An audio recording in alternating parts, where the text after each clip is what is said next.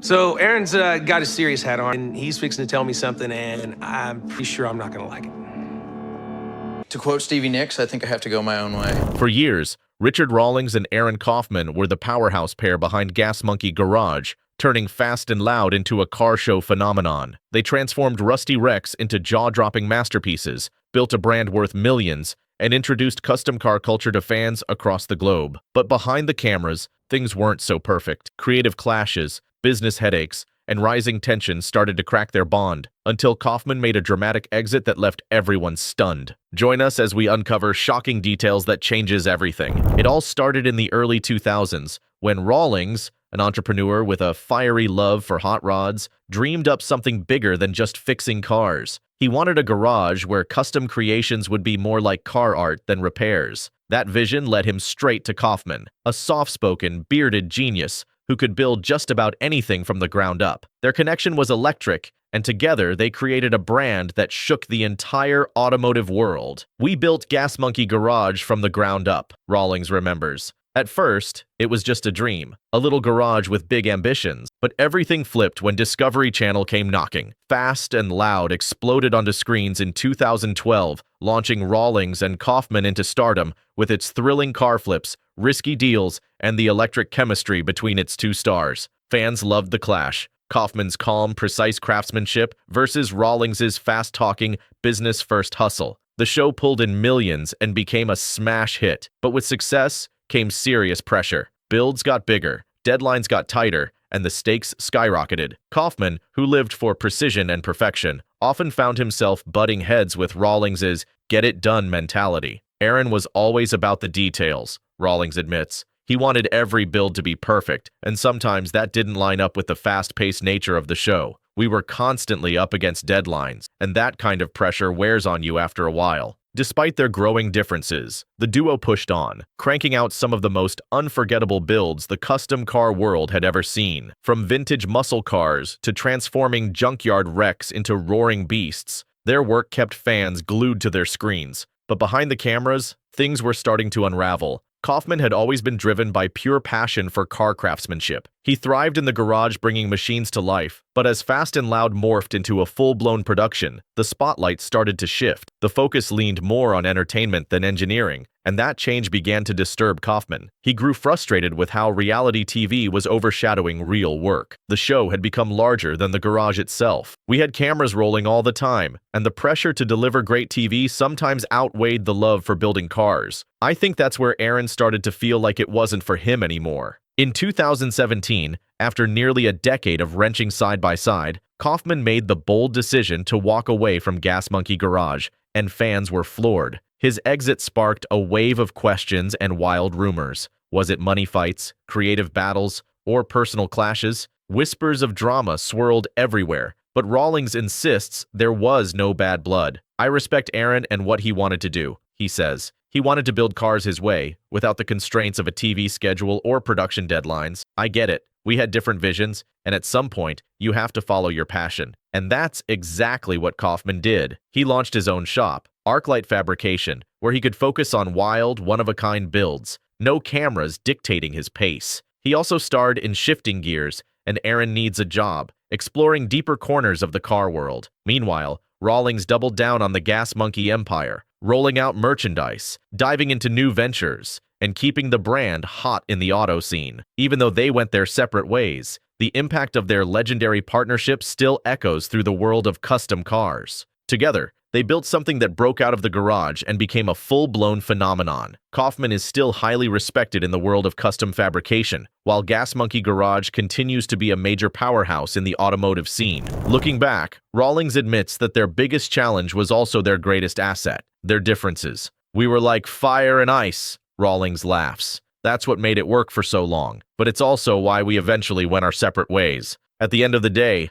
I'll always respect Aaron for what he brought to Gas Monkey. He's one of the best in the business." Fans still wonder, will these two ever join forces again? Rawlings isn't ruling it out. Never say never. he says with a grin. "We did some amazing things together. And who knows, maybe one day we'll team up again for something big." Their dynamic was unforgettable. Rawlings brought the flash and flair, while Kaufman, the bearded wizard of the garage, brought the heart and precision. Unlike Rawlings, Kaufman was laser-focused on the craft. He poured everything into every build, often working late into the night to meet his sky-high standards. But that kind of dedication came with a cost. Trying to balance the demands of quality, tight deadlines, and the over-the-top energy of reality TV wore him down fast. It wasn't easy keeping up the TV persona while still delivering show-stopping cars. Richard's a brilliant businessman. He knows how to strike a deal and rake in a profit. But when it came to the actual builds, their priorities didn't always line up. For me, it was always about the quality of the work. For Richard,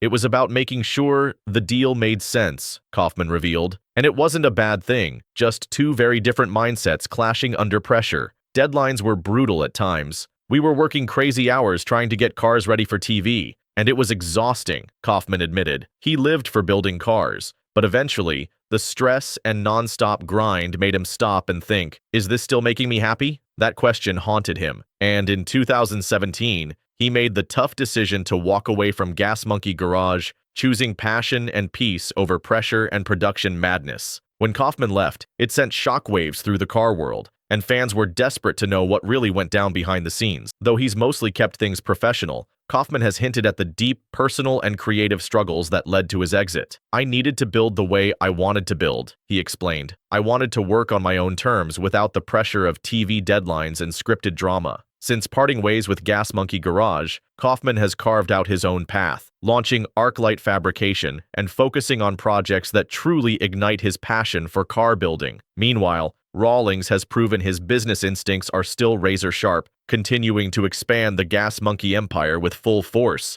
One thing is clear. When Rawlings and Kaufman teamed up, they created something unforgettable that changed the custom car scene forever. Money changes everything, and Fast and Loud was no exception. From the moment the show exploded in popularity, fans were hooked not just by the builds, but by the flashy lifestyle that came with them. Viewers saw wild deals, high-stakes car flips, and that classic Gas Monkey energy. But who was actually cashing in on the show's massive success? Richard Rawlings was the face of Gas Monkey, always ready to make a deal. He wasn't just building cars, he was building an empire. Richard was quick to capitalize on the brand's popularity. He knew how to turn a TV show into a multi-million-dollar machine, and he did it with style. But Aaron Kaufman? He wasn't chasing dollars, he was chasing perfection. Fans loved his quiet confidence, his insane mechanical skill, and his attention to detail. He wasn't there to be famous, he was there to build. Yet as the show took off and the money rolled in, many began to wonder, was Aaron getting his fair share of the fortune? No one can say for certain, but Aaron never went public with complaints about pay. He never trashed Richard or spilled dirty secrets about money. That's not his style, but his actions spoke volumes. Leaving a hit TV show and a globally recognized brand isn't something you do on a whim. It's a decision that comes from months, maybe years, of dissatisfaction. Whether Aaron was underpaid or just undervalued is something only the two of them truly know. But fans can't help but wonder what could have happened if the business side had been more balanced. When two big personalities like Richard Rawlings and Aaron Kaufman clash, people notice, especially the ones standing right there in the garage. From the outside, Gas Monkey Garage looked like a dream job. Fast cars, big paydays, and national fame. But inside, it was filled with pressure. Crew members worked around the clock, often under impossible deadlines, trying to make each episode come together. And when tensions rose between Richard and Aaron, the team felt the heat first. But as the seasons rolled on, things shifted. Production grew more demanding. The builds got bigger. The drama had to be cranked up to keep ratings high, and the tension between the show's two stars became impossible to ignore. Crew members say the vibe in the shop changed. For most people, fame is the dream, flashing lights, big checks, and adoring fans. But for Aaron Kaufman, it was more like a side effect he never asked for. The quiet, detail-obsessed fabricator never set out to become a TV star. He wanted to build cars, not be famous. And once the spotlight hit him, it didn't take long for him to realize that it came with a heavy cost. Unlike Richard, who thrived in the spotlight and leaned into fame, Aaron found it draining. One close friend described it like this: "Aaron's not antisocial, he just likes his space." And while fans adored him for being genuine, Kaufman started to feel trapped by the TV version of himself. On top of that, being famous meant dealing with expectations. Suddenly, Every build had to be a masterpiece. Every moment had to be entertaining. The stress of having cameras pointed at him while working on tight deadlines wore him down. Interestingly, some of the most viral clips from Fast and Loud aren't the big builds or flashy deals. They're the quiet moments where Aaron is teaching, designing, or pushing back against the pressure to just get it done. Those moments captured who he really is. A craftsman first, a celebrity second. Even with all their clashes, there's no denying that Rawlings and Kaufman sparked a revolution in car culture, igniting a whole new generation of gearheads. Their partnership didn't just build cool rides, it made custom cars cool again. While they may no longer work side by side, their legacy in the automotive world is impossible to ignore. Richard is still out there doing his thing, and I respect that. I just had to do my own thing, Kaufman reflected. At the end of the day, we both love cars. We just approach them differently. And that difference? It helped shape a phenomenon. Whether you're Team Kaufman or Team Rawlings, there's no question. Gas Monkey Garage wouldn't have become a household name without both of them. Their journey together wasn't just a show. It was a wild ride that flipped the car TV world upside down. Even though they've gone their separate ways, their impact still roars through the industry. They didn't just build cars, they built a movement that's here to stay. Do you think Aaron made the right choice by walking away from fame? Do you think Gas Monkey Garage would be as successful without Kaufman? And did Aaron make the right choice by walking away from fame? Share your thoughts in the comments below, and if you liked the video, don't forget to like and subscribe for further updates.